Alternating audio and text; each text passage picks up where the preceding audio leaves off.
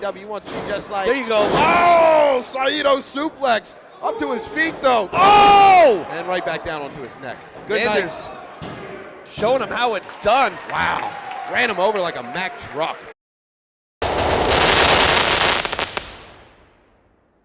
Well, host Sean Lennon with Pro Wrestling Enforcer Podcast. Guys, check us out. We're doing a lot of big interviews, going to a lot of shows. And right now we're welcoming pro wrestler, the CornBelt Cowboy, one called Manders out of Crofton, Maryland, USA. And he's a former AAW Tag Team Champion with Matthew Justice of the Second Gear Crew. And make sure to check out Friday, November 26th. If you're not going to be in Chicago, you can check it out on Fight TV, the AAW Windy City Classic. And you'll see him take on the former AAW champion and also Ring of Honor star, Silas Young. And we appreciate you being on the show. Of course, you played football, University of Iowa. Yeah, man. This goes on and on. You threw out the shoot where I was born at, huh? I love it. No, I don't even live there anymore, man. I've been living in Iowa for over a decade, so we're Iowa through and through. Got it right here on my arm if you can see it.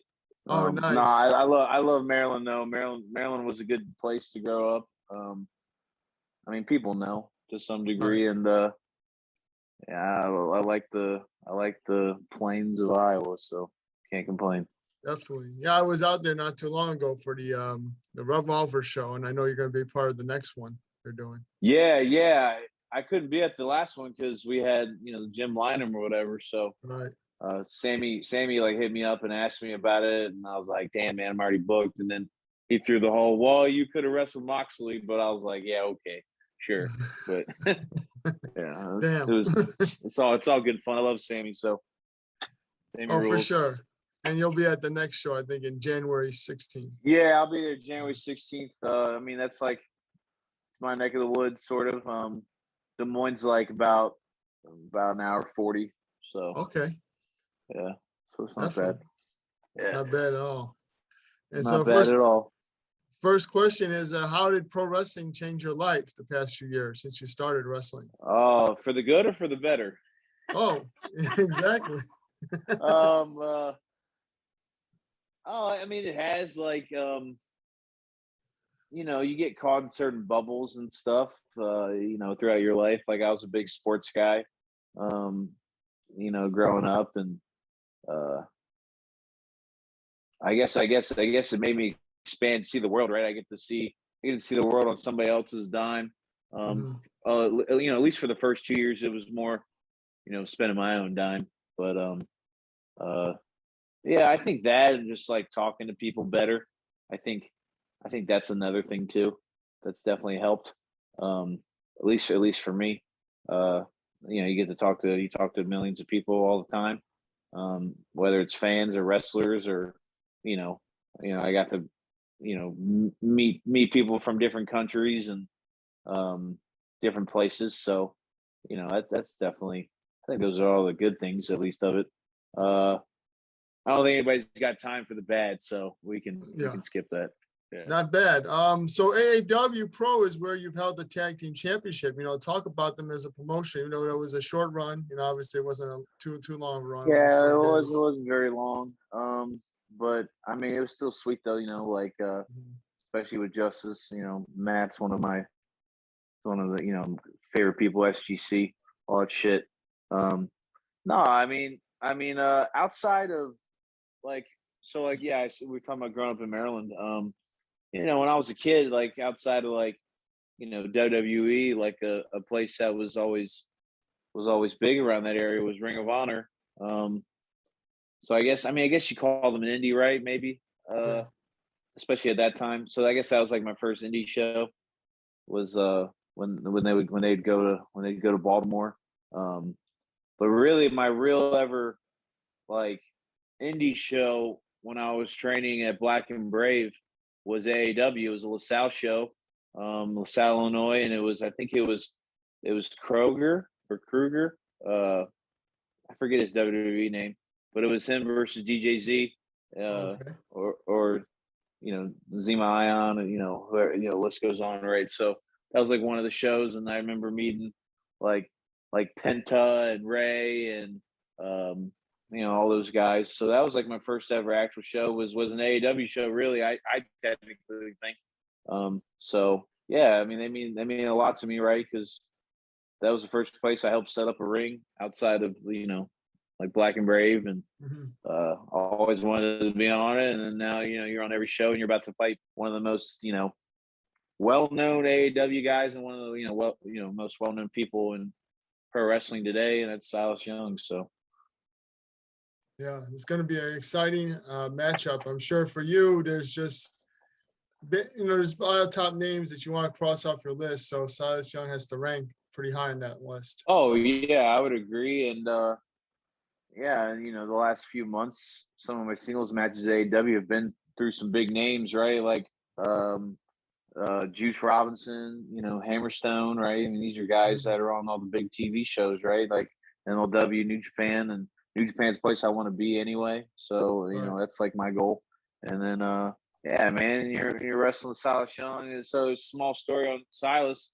He was when he was running shows in Milwaukee. It was called MKE. He'd book me on those shows, and he was kind of got to see the first precursor of like the CornBelt Cowboy. Like, I wasn't playing Wanted Dead or Alive yet. I was trying to find the character, like Find Me Too, and he was kind of one of the guys that was like, hey, you should totally come out to this song. And so yeah, I got a lot of respect for Silas, especially being like his gimmick's the last, or not. It's not even a gimmick. It's really him. He is the last real man, and I try to do that in my wrestling too. You're not going to see flips. You're not going to see all the choreographed stuff like you're going to see a fight, and that's kind of I guess the cliche thing. That's what men do, right? So we fight. So I try to illustrate the same thing as he does. So we're gonna find out. It's gonna be mean. It's gonna be ugly, and yeah, we'll see what happens. Definitely, it's gonna be an exciting one at the Windy City Classic 16. Everybody get your tickets now.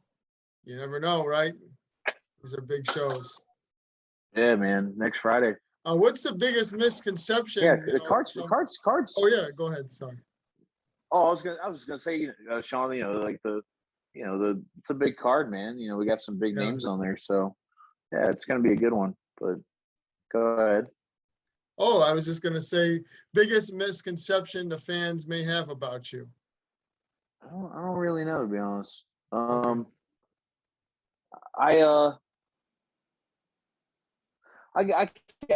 can name two. I guess some people they like to like I'm a nice guy and all that shit, but like also too I don't know, I'm not scared to get gritty or dirty. Maybe that's not a conception of people. I think the biggest one where I was getting at was a lot of times they think cowboys aren't from Texas, or or cowboys are just from Texas, and I think that's a load of horse shit. I've seen this country a lot, actually, especially North America, and from Calgary all the way to Corpus Christi, Texas, even Mexico. There's cowboys everywhere, man. So country must be countrywide, if you ever heard that song. So maybe that's the misconception. I'm sure they're like, wait, he's from Iowa, but he's a cowboy. That doesn't make sense, but it totally fucking does. It's just the stereotype of everybody thinks. I mean, let's look at Heyman Page, right? I'm watching him right now. He's in his hometown, in the state of Virginia, and he's a cowboy, right? So it's like clearly it doesn't really matter. They're everywhere, right? So right, and Iowa's one of the biggest feeding states in the in the whole country. So there you go. There's your 101 to all you fans that are listening. Definitely. Now you were in the tag team with Big Beef as the corn-fed beef. Talk about that run you had. He's now in. It wasn't a very long one. We were doing it at AAW Pro. But we're starting to do some more tag stuff. We got a show, WrestleMax. It's in St. Louis. KLD runs it. I don't know if you know who that is. KLD's a good guy. Yeah. Bad mofo. We're doing some corned beef stuff there. So trying to bring it back a little bit. He's a bad dude. I'm proud of Beef for being signed to MLW. that's cool. I've known Beef since first time I ever met Beef was we did a seminar in St. Louis together, and that was the first time I ever met him.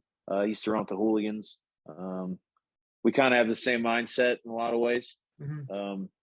So yeah, man. So a little short run at Black Label, but it's starting to come back here, and you're gonna see more of it in 2022. Whether it's Nice. maybe it's at AAW, I don't know, because he was just at the wasn't at the last show, but he was at that Bourbon show a couple shows ago. So Yeah.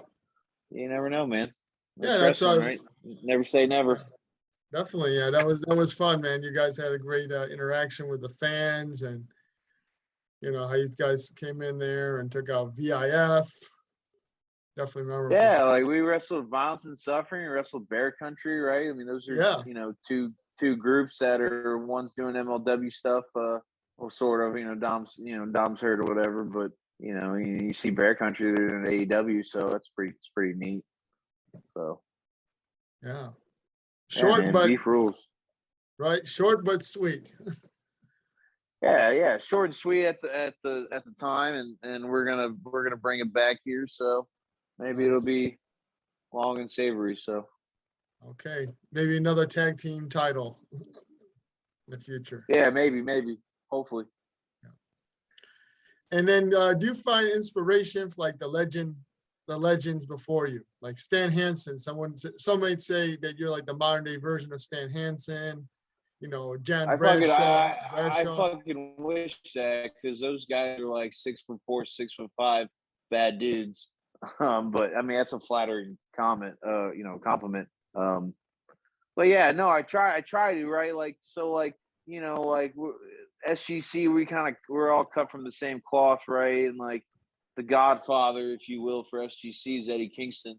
And like, I look up to Eddie a lot, and like like it kind of ties back to the last real man thing, right? With Silas, where it's like, you don't see the wrestlers as you used to anymore. You don't see guys like Terry Funk, Bruiser Brody, Hanson, Steve Williams, like Terry Gordy, like list goes on, like those kind of guys. So it's not that you try to emulate and be them, but you live like vicariously through them in a way where like those are your role models you grow up with. Stone Cold's another guy, like those guys were bad dudes, man. And like,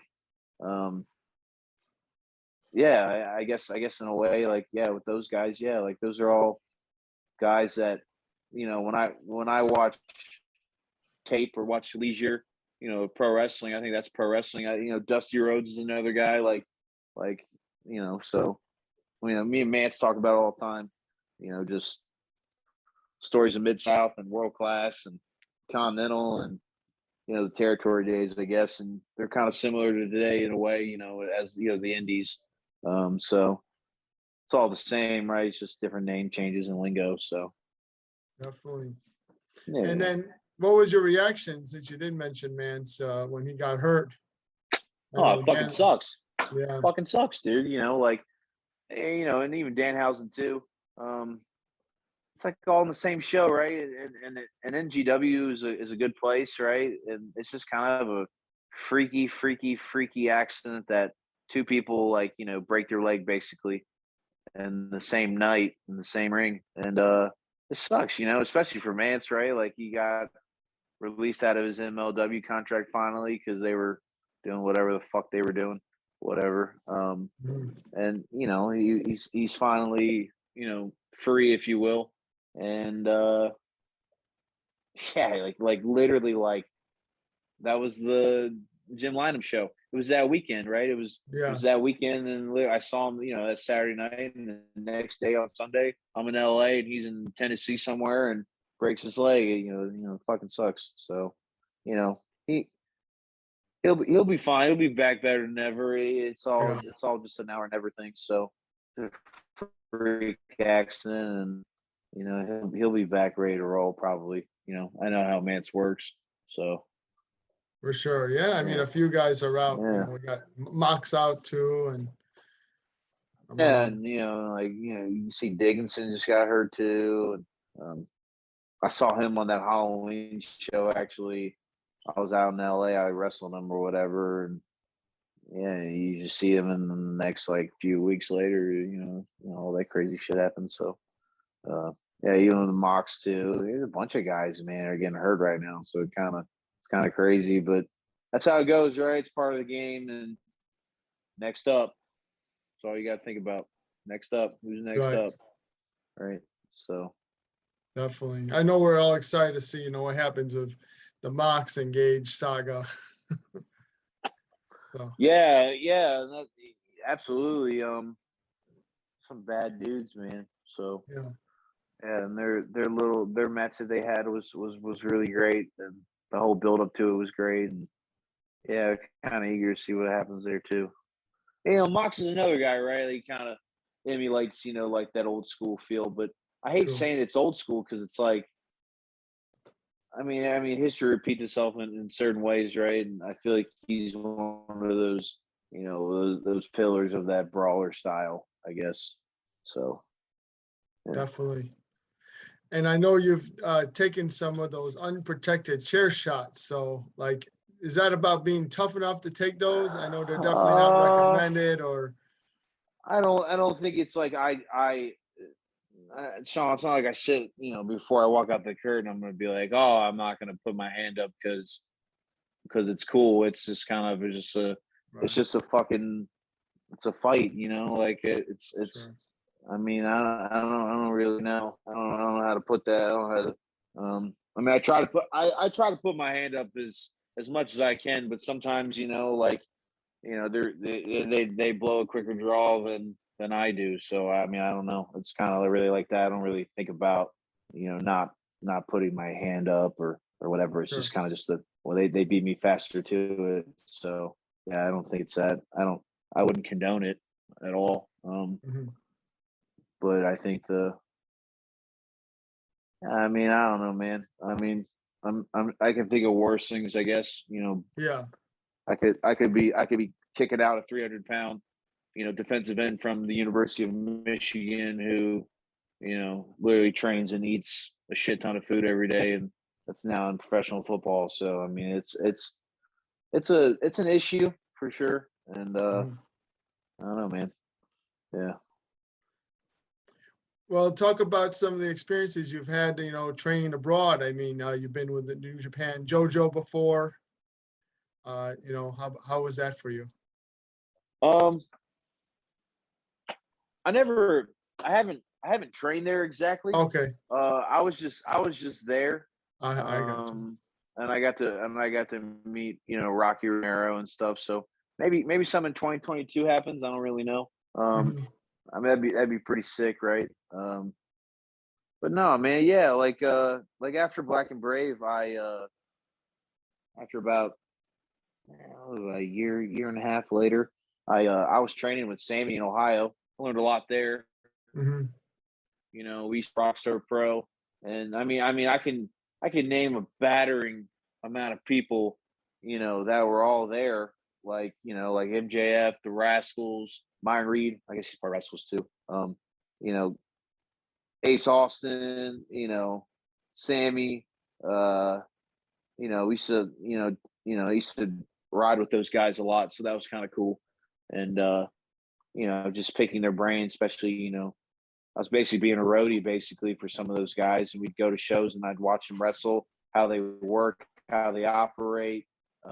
We train every day, learn things that maybe are a little different at Black and Brave. Not that it's better, it's just different things, right? To expand your mind and in pro wrestling. So I mean, that was pretty cool. And then right when I stopped, I stopped training there or whatever because I felt it was like the time to expand more. Is when I really started getting hot, where I was wrestling basically everywhere and anywhere, 3 to 5 times a week. So that was Mhm. kind of cool. And then we would, with the Rockstar Pro stuff too, we would get people from abroad, from the UK, from Mexico, from Japan. I got to wrestle some Japanese guys and some lucha guys where like the language barrier is different, and that was kind of cool just to see, like, wrestling really is a world sport. And yeah, it was pretty neat. So Nice. Yeah, I could see you in a bunch of different promotions. Like I could see you at the lucha, even doing a lucha show, just because I think your character works. Yeah, You yeah. so? I think it works everywhere. I mean, I think people have experienced what a punch feels like, and yeah, versus like maybe like an arm drag or something. It's a little so. Any championships you're eyeing to wrestle for in the future? Um, it's funny. I put a tweet out like last night where I think it'd be cool to be IWA world champion one day. I know IWA really hasn't been I take that back. IWA is a big stable in pro wrestling, right? Without Ian and IWA Mid-South, I don't think you'd see a lot of the great stars like Daniel Bryan or Bryan Danielson, CM Punk, Chris Hero, Samoa Joe, AJ Styles, like all those guys that went through the ranks. And there's way more than I just said. Like even my trainers, Merrick Brave and Seth Rollins, they they were even there. They went to those IWA Mid South shows. So I think it'd be cool to have the lady in red, and I mean even Mance too, right? Like Mance, when I was there, the first run I was there, Mance was the champ, and it's just something I think would be cool just to be in that same stack of guys that have all carried that belt. And I've learned a lot from Ian. The good and the bad, and yeah, I think that one, like freshly in my mind is a one for sure. I mean, even the AAW Heavyweight Championship, right? That big gold mother effing belt. I think, just even that one too. And that's a guy, Danny Daniels. He was a wrestler, and he trained my trainers, Rollins and Merrick Brave, and even he held the IWA Mid South, World Championship, and that's a guy too. So there's been a lot of people that have been through those doors, and I think just putting your name in that hat or whatever would be cool. So yeah, definitely. And where would you like to wrestle international?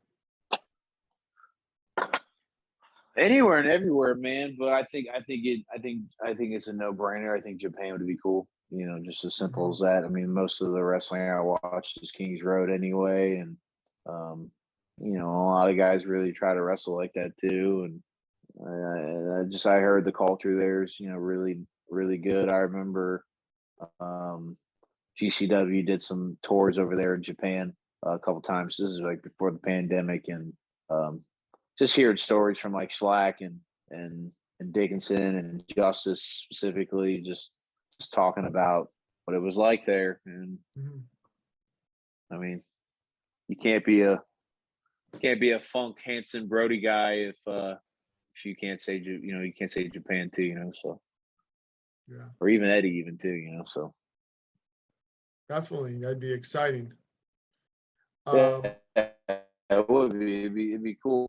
I think that's the goal. That's like really the ultimate goal is to one day wrestle in a New Japan ring. So Definitely. And I mean, obviously you got a lot of years still, left. yeah. Like April's 5 years for me, and we've done pretty well so far. And I've noticed the trend in wrestling. Right, it's a lot of the guys you see on TV, right? Like they've been wrestling for a long time. So double-digit years.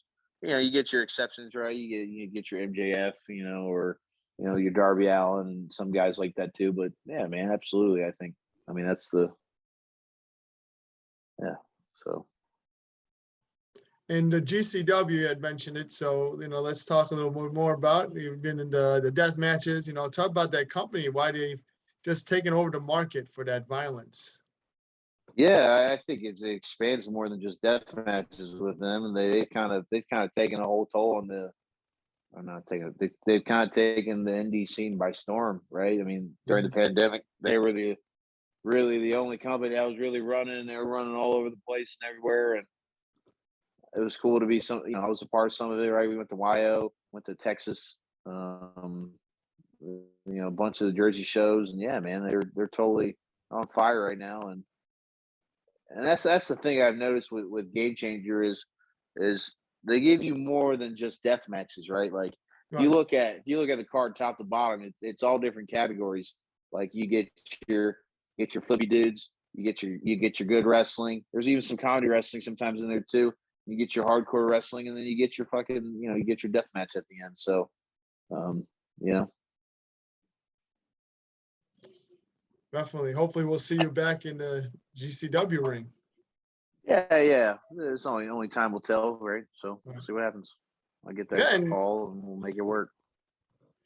Back in June, they had the outdoor event, the Outlaw Mud Show, and so can you tell us what you thought about what happened there, that experience? Oh, it was ready to shut down. It was sick. Like it was sick. Like who would have thought you do an indie show in Wyoming, right? Like, you know what I mean? And just that, speaks for itself. It was cool. I mean, I was in my element, right? Like, that's they literally call it the Cowboy State, right? And it was beautiful, like beautiful wildlife. And me and my girl got to stay out there for 10 days. We went to Devil's Tower, and we even saw some of Montana a little bit. And yeah, it was unreal. It didn't seem real to me. It was just like this is a place, I always talked about it, or seeing it there, and what better way to get some wrestling in also too with all that. So it was pretty sweet. Definitely. It got a little crazy at the end with Manson Gage, where the point where the cops came in, they thought it was so real, those guys, that they called him on him. So I thought that was pretty funny. Yeah, it's crazy. It was the locals.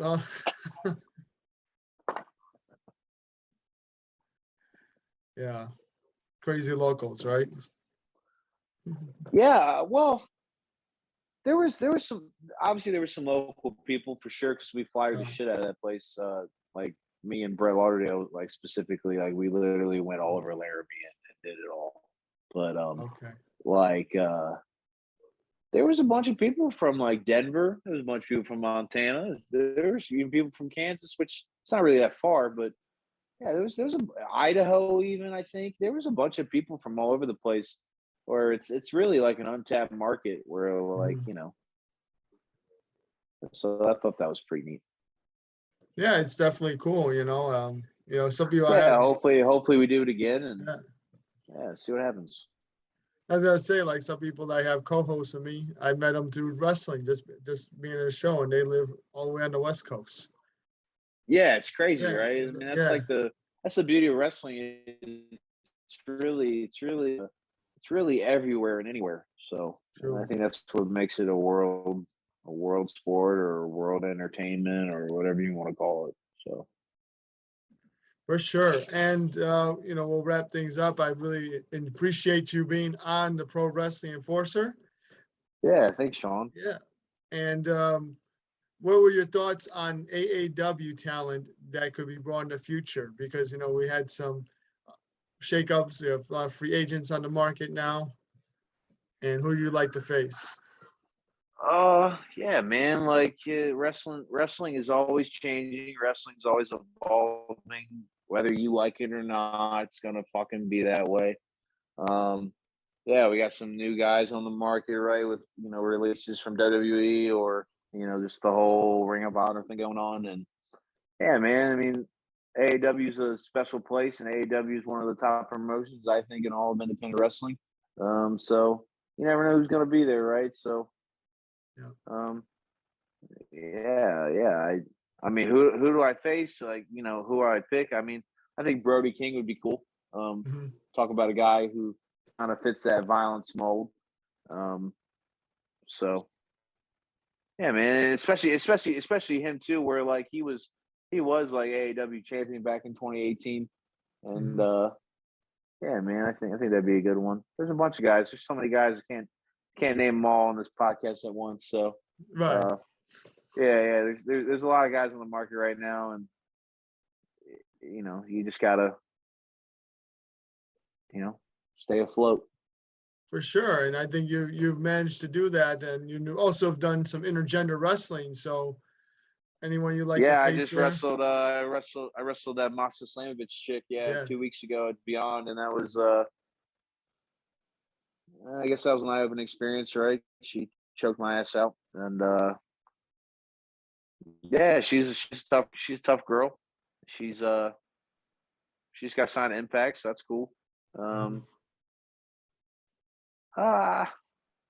to think who would I want to fight. As intergender. She was definitely on the list. That's for sure. She definitely was on the list. So that was cool that happened. I got to wrestle Statlander once. That was kind of cool. It wasn't 1-on-1, but it was like on a 5-on-5 at Beyond. And trying to think who else.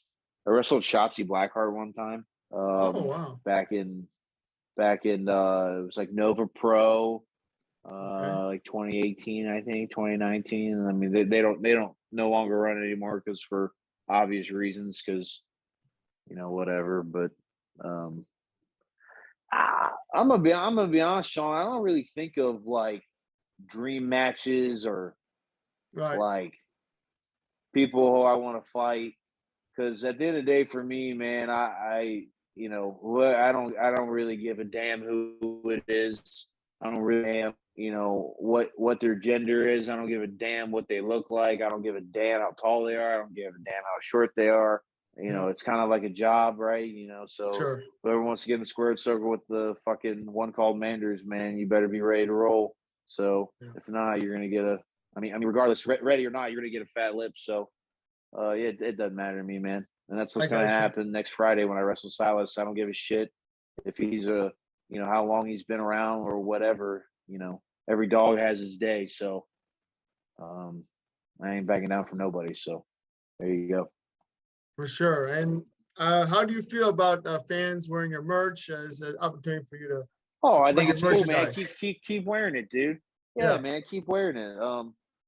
We're gonna get something pumped out here next Friday. I haven't announced it yet, but it's in the works. And next Friday, AAW, you can get it there.